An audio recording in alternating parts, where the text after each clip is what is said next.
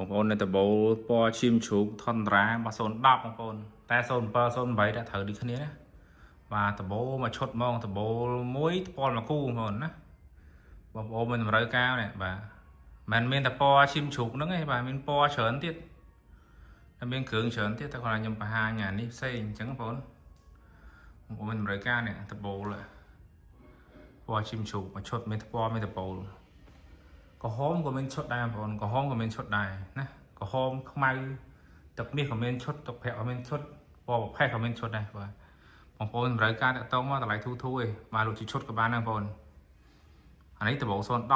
បាទលេខទូរស័ព្ទខ្ញុំ Telegram 010 71 74 48 089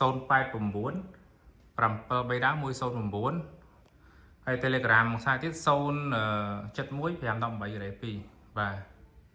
អរគុណបងប្អូនទាំងគ្នាបាទទៅការតាក់ទងមកគ្រឿងមានច្រើនបងគ្រឿងនេះសគ្រឿងស៊ីនបងហើយតាគៀកក្រោយបាទហើយដបផេះហើយនៅស្អាតហ្នឹងដបបាទកែមជ័រកែមកង់នេះដបមកកាណូបងអ៊ំមើលការមកតម្លៃធូរឯង